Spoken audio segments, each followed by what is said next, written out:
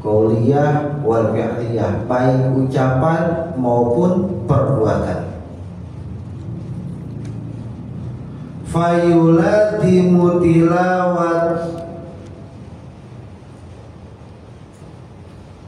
tilawatal Qur'ani wa dzikrullahi ta'ala bil qalbi wal lisani. Seperti lazim senantiasa baca Quran dan zikir kepada Allah dengan hati maupun lisan. Seperti dawam, rajin, lazim baca Quran dan zikir kepada Allah di hati maupun lisan.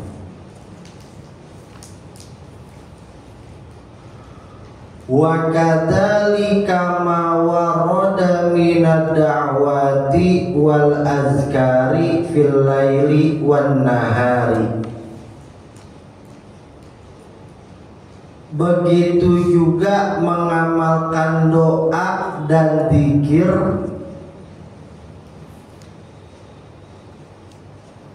yang maksur. Waroda yang maksur artinya bersanad. Begitu juga mengamalkan doa-doa dan zikir-zikir yang maksur di malam dan siang hari.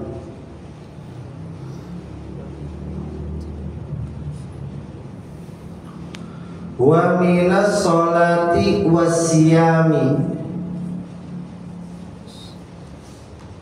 mengamalkan sholat sunnah dan puasa sunnah.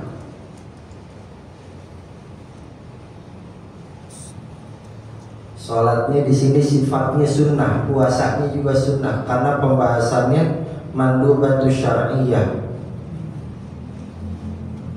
Wa hajjil baitil harami mahma qadara ala dzalika, pergi haji jika mampu.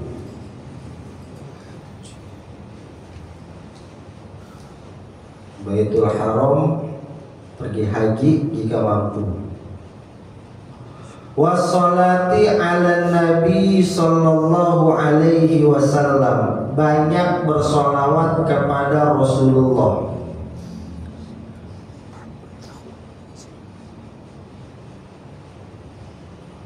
Wa mahabbatihi, cinta Rasulullah. Wa ijlalihi, mengagungkan nama Rasulullah. Wa ta'zimihi,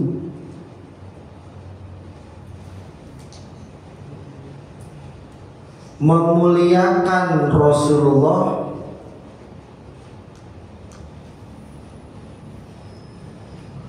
Wal adabi inda sima ismihi, dan penuh adab ketika mendengar nama Rasulullah. Artinya ngejawab, kalau dibilang Nabi Muhammad jawab sallallahu alaihi wasallam. Nah itu salah satu wal adabi inda sima ismihi.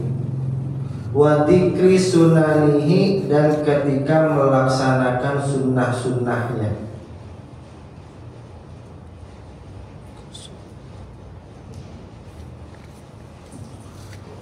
Baik, yang ke-15 yang perlu kita lakuin, khususnya ini tanda pembahasannya buat guru, khususnya buat guru, umumnya buat kita, ayyuhafidhu 'alal mandubati syar'iyyah, senantiasa mengamalkan syariat-syariat meskipun sifatnya sunnah, qauliyah wal fi'liyah, baik ucapan maupun perbuatan. Jadi banyak banget di luar hukum fardu, hukum wajib yang sifatnya sunnah. Sampai wudu. Nah, cuma di sini nggak disebutin wudu. Hukum dasarnya secara fikih sunnah. Dia bisa menjadi wajib kalau ingin melaksanakan sesuatu yang wajib. Contoh, sholat. Syarat sah sholat adalah suci dari hadas, baik yang kecil maupun yang besar. Syarat sah. Maka wudhu menjadi syarat sah dari sholat, sehingga hukum wudhu sebelum sholat adalah wajib, bukan rukun. Karena kalau rukun itu ada di dalam sholatnya, sedangkan syarat di luar sholatnya. Ngadep kiblatnya, nutup auratnya, kayak gitu-gitu tuh syarat, termasuk wudhu. Hukum dasarnya sunnah, tapi karena ingin melaksanakan sesuatu yang wajib, maka hukum wudhu berubah menjadi wajib. Ini kaidah usul fikih, kita belajar. Baca Quran harus suci, harus bersih, zahir dan batin. Maka wajib bagi siapapun yang hendak membaca Quran untuk berwudu terlebih dahulu. Kan begitu. Ulama zaman dulu kalau ngaji itu dia wajib wudu, padahal hukum dasarnya sunnah. Kenapa? Mikirnya gampang. Tolabul ilmi fardhatun ala kulli muslimin wal muslimat gitu. Tolabul ilmi yang namanya ngaji itu fardhu, kewajiban. Nah, ulama karena mikir belajar itu wajib, ngaji itu wajib, maka dia juga wajib membersihkan dirinya zahiran wa batinan. Maka dia wudu. Orang zaman dulu ngajinya aja nggak lepas dari wudu. Zaman dulu, makanya asalnya, bekasnya, efeknya itu melekat sampai detik ini. Saya ambil contoh. Kitab Al-Um karya Imam Asy-Syafi'i sampai detik ini masih menjadi rujukan utama semua penganut mazhab Syafi'i. Kitab Sahih Bukhari sampai detik ini masih jadi rujukan nomor 1 kitab-kitab hadis sahih. Karyanya Imam An-Nawawi, Imam Al-Ghazali, Imam As-Suyuti, kemudian Imam Asy'arani, Syekh Nawawi, sampai kitab yang ada di hadapan kita nih, kitab Adabul Alim karya Hadratus Syekh, itu dicatat tidak lepas dari wudunya. Sunnah, sepele, tapi asarnya, dampaknya, efeknya sampai detik ini masih dipelajari, masih dikaji, masih dibaca, masih jadi rebutan di tiap majelis tuh. Kelihatannya sederhana, hanya karena wudu. Karena nggak mungkin ada kitab yang masih dipelajari sampai detik ini kalau ditulis dalam keadaan kotor, masih dalam keadaan janabah, masih dalam keadaan nggak wangi, dalam keadaan lusuh, dalam keadaan kotor, mustahil. Pasti dalam keadaan bersih. Bersih hatinya, bersih dohirnya. Sunnah padahal. Bahkan di sini dikatakan fayula dimutilawatal Qur'ani wa dzikrallahi ta'ala bil qalbi wal lisan. Senantiasa baca Quran dan zikir kepada Allah baik menggunakan hati maupun lisan. Baca Quran nggak lepas. Jadi kalau guru tuh lisannya basah sama zikir kepada Allah. Nah, modelan zikir kan banyak. Ya baca Quran ya zikir, baca tasbih ya zikir, baca tahmid ya zikir, bertakbir, tahlil, zikir. Itu nggak pernah lepas, baik pakai hatinya maupun lisannya. Makanya ini dari sekian banyak ulama tersaring. Ada yang faqih plus menjadi mursyid, ada yang mursyid tapi kefakihannya kagak masyhur. Ada yang faqih tapi kemursidannya enggak masyhur, macam-macam. Nah, yang langka itu faqihan wa mursidan. Dia menjadi orang yang ahli fikih tapi juga jago dalam satu thariqah. Sederhananya Imam Rifai.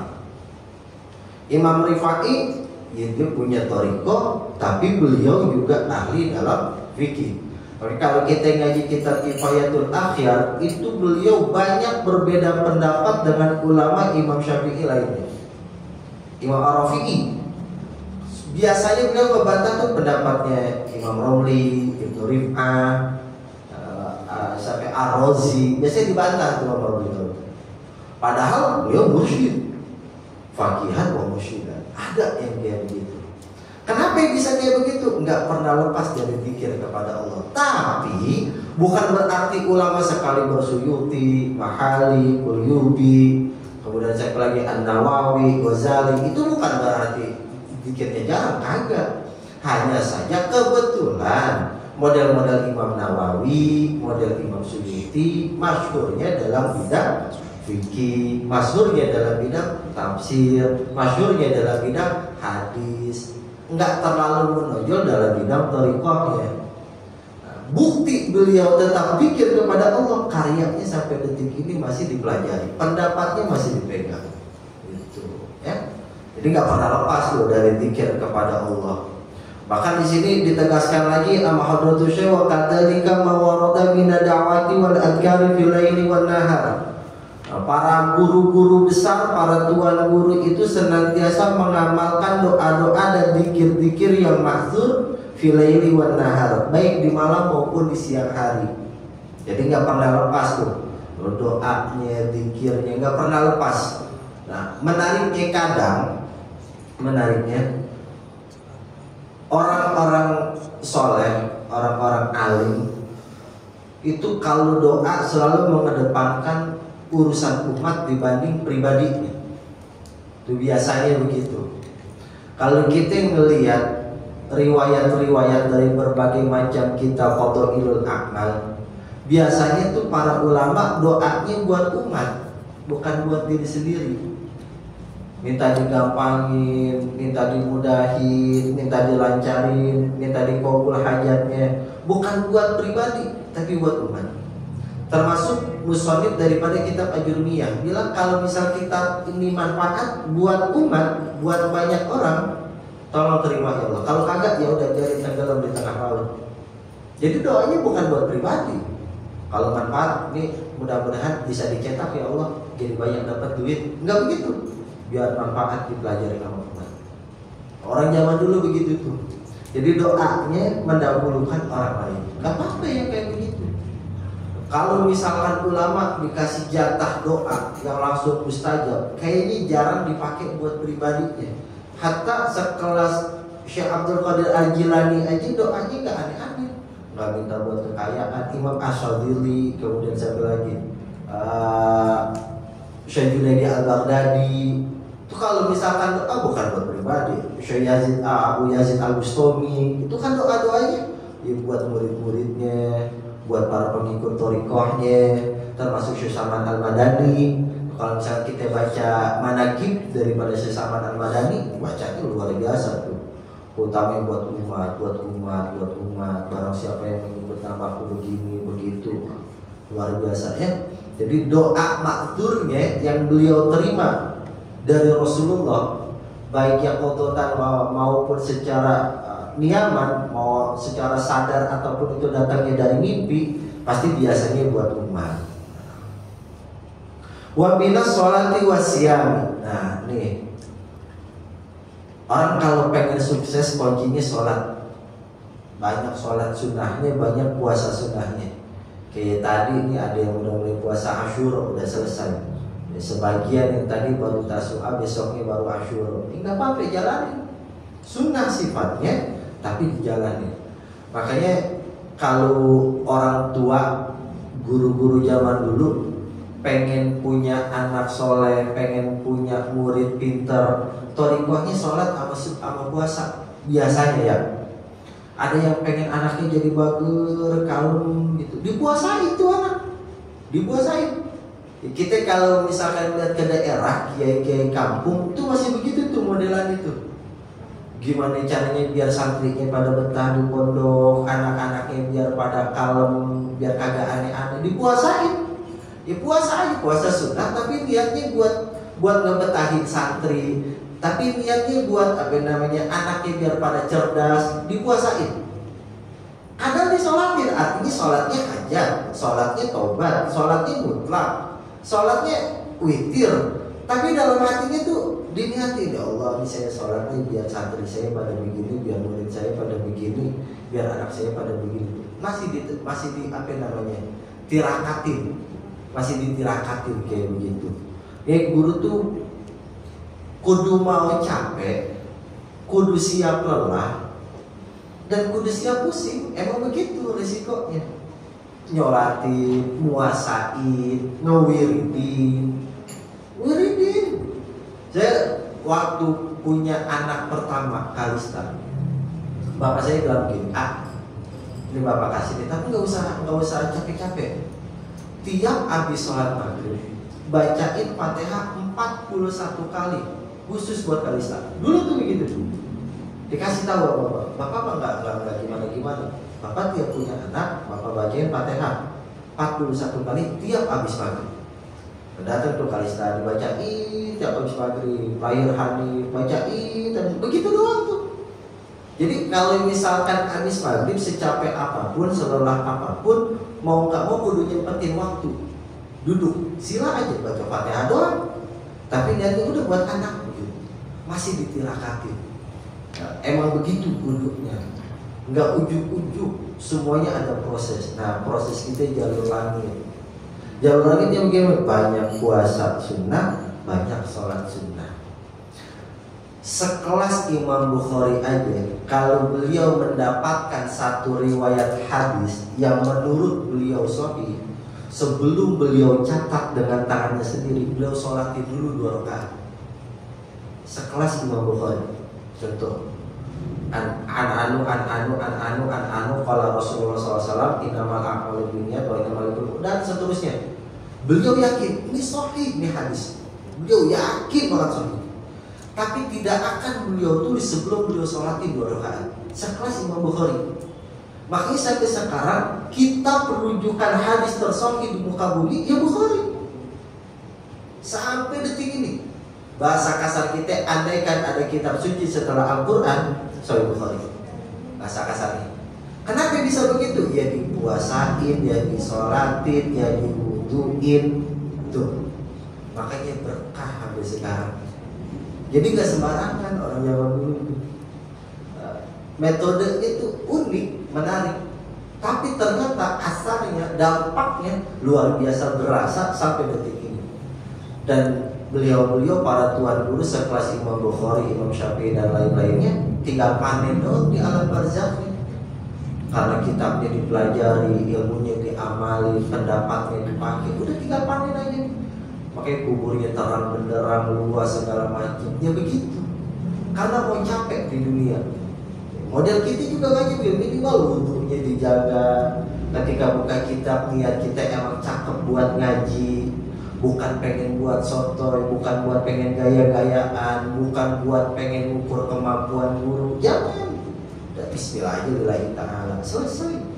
Tak Allah bukain hati kita, Allah tenangin, Allah gampangin, Allah kabulin semua hajatnya. Terberasa ada asarnya, ada dampaknya, ada efek. Wa hajjil baitil harami mahma qadara ala dzalika. Kalau mampu pergi haji. Jadi enggak semua ulama zaman dulu ternyata pergi haji, enggak.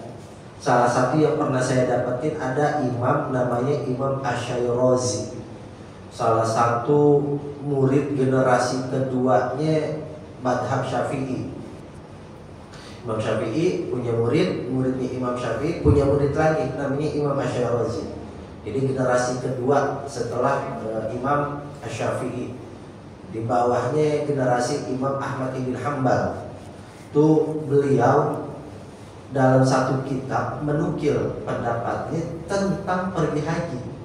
Ternyata keliru.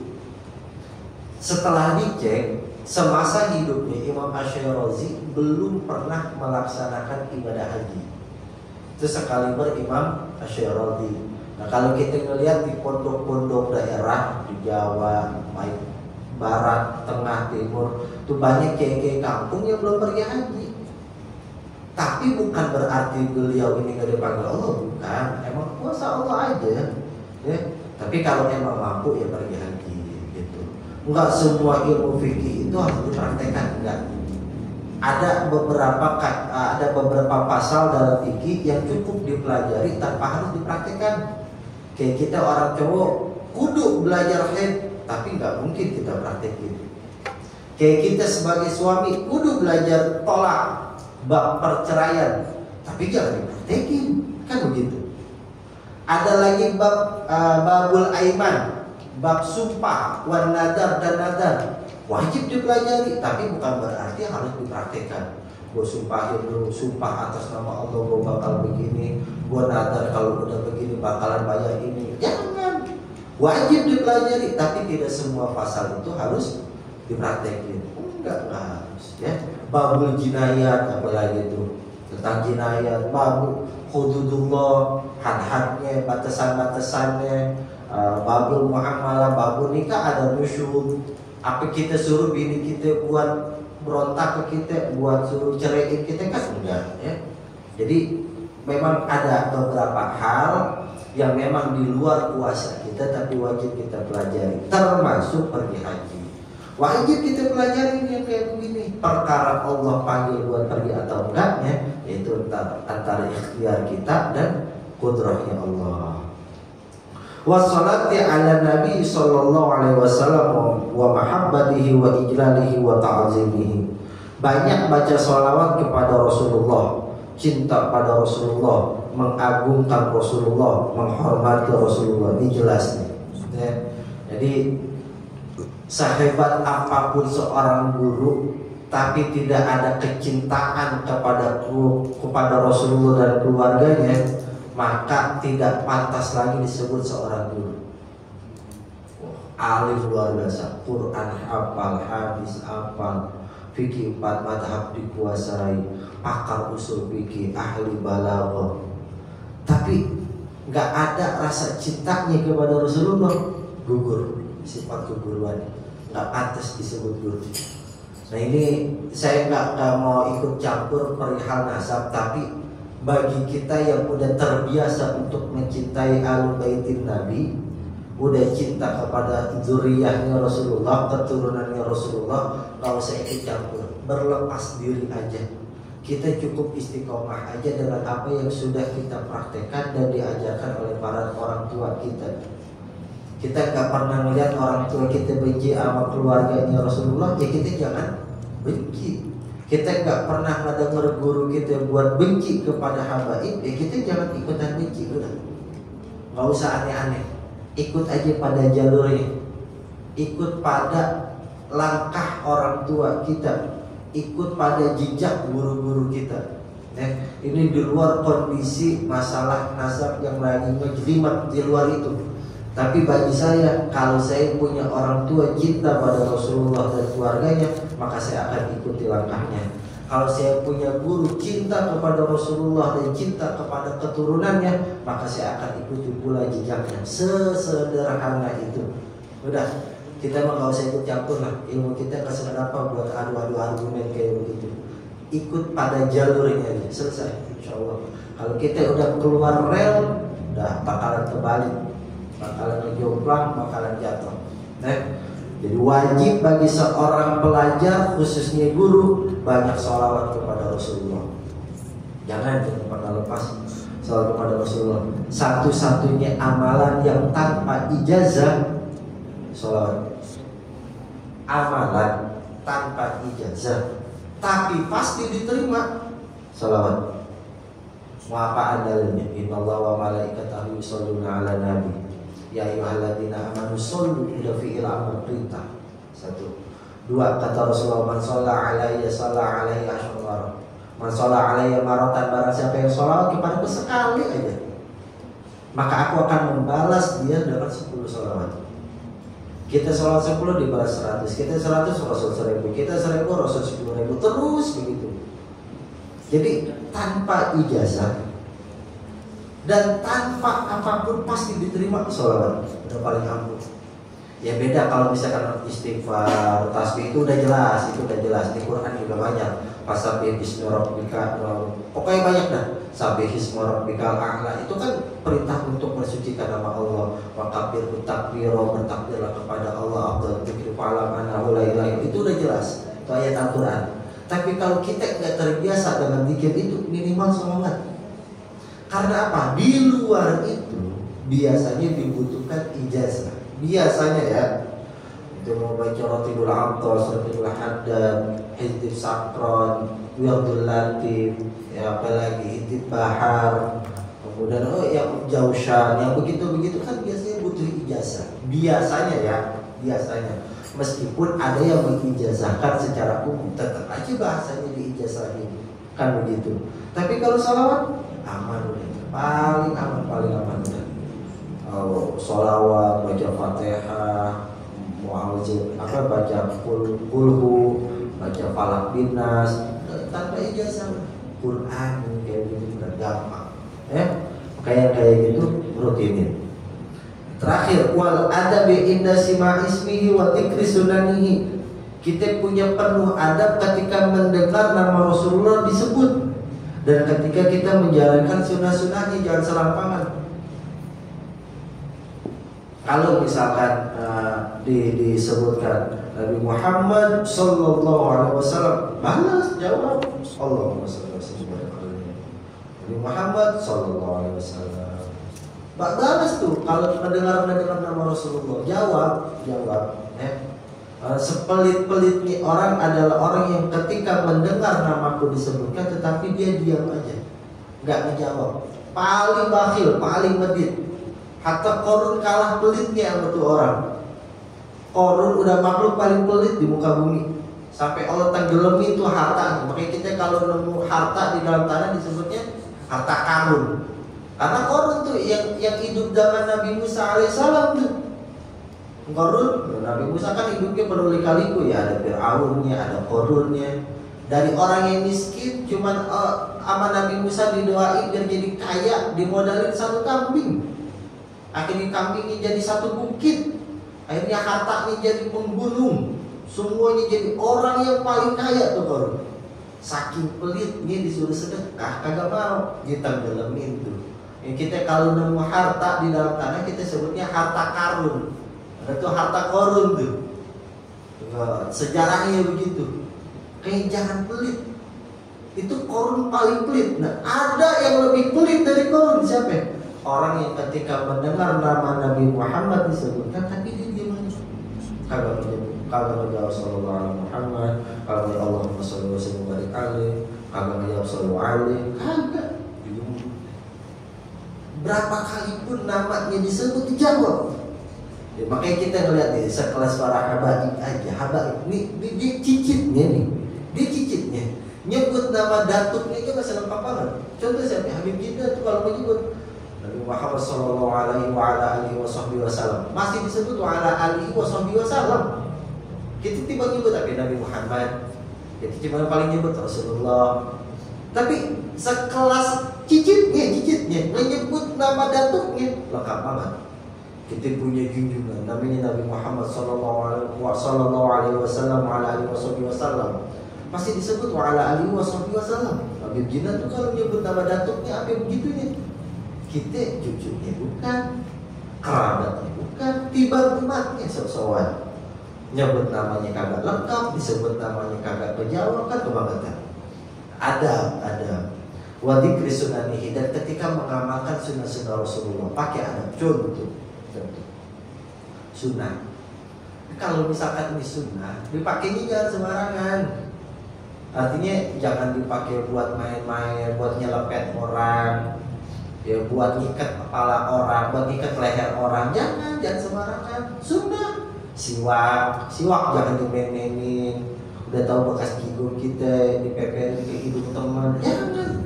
Sunnah. Tapi main-main ya, siwak bekas gigong gitu peperin, jangan. Pakai cincin, sunnah. Tapi kalau usah dimain buat ngikat kepala orang, ya buat ngajarin orang, nggak usah ya. Makanya ketika mengamalkan wal adabi, pakai adabnya. Rasulullah itu penuh dengan adab, penuh dengan akhlak ya. Makanya banyak banget orang yang masuk Islam karena terpesona dengan adab seseorang. Banyak banget. Kita kalau suruh ceritain hampir lupa kita yang mana aja. Saking banyaknya. Entah itu dari gaya bicaranya, cara makannya, cara bicaranya, cara berpakaiannya. Orang tertarik dari masuk Islam karena ada, nggak perlu teriak-teriak, nggak perlu keliling ke sana ke sini, nggak perlu dakwah begini begitu, pakai adab aja dulu dari diri pribadi, orang tertarik.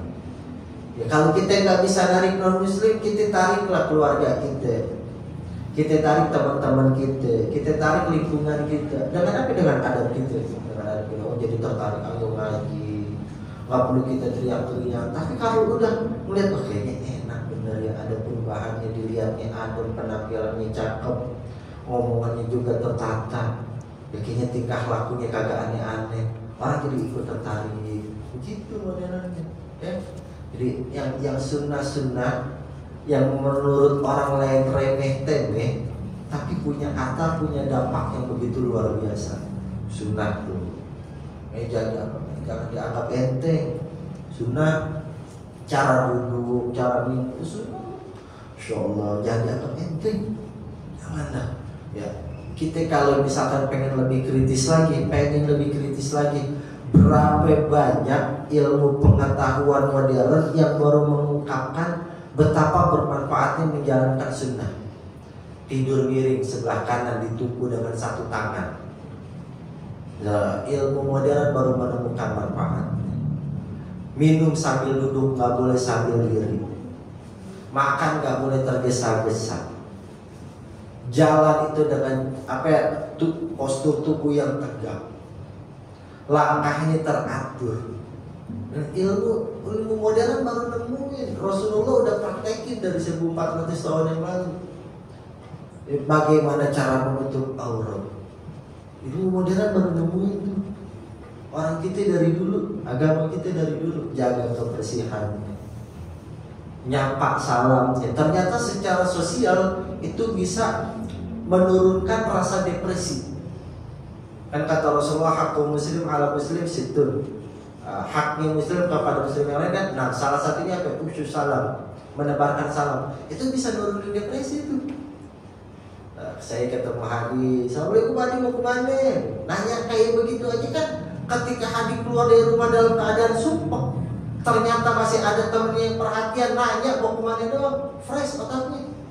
Coba orang udah sumpah keluar dari rumah, pas di luar rumah malah makin sumpah, kagak ada yang negur, kagak ada yang perhatian. Kalau dia bunuh diri bagaimana? Nggak ada yang kocak lagi di sini, ya kan? Makanya khusus salam.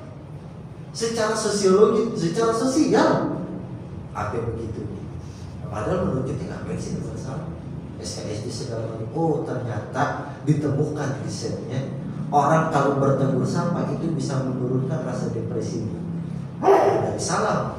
Belum iyadatul marid, menjenguk orang sakit. Jadi imun tubuhnya bukan berupa obat bisa meningkat, tapi dijenguk sama teman. Padahal teman kalau ngejenguk kagak doain, kagak apa, malah ngebanyolekan, lu masih hidup. Untung lu yang jatuh ini doang, untung yang luka ini doang, untung orang lagi geletak masih dibilang untung. Tapi girang jadinya. Nyambahin. Banyak manfaatnya, sunnah padahal. Tapi kalau diamalin, insyaallah berbekas luar biasa, zahiran wa batinan. Kayak amalin sunnah, jangan pernah kapok. Saya sering banget bilang, biar kata cuma satu, tapi berkelime, jadi gacoan, jadi gapean ya. Tapi diamalin dawang, insyaallah bakalan cakep, insyaallah. Wallahu a'lam bishawab.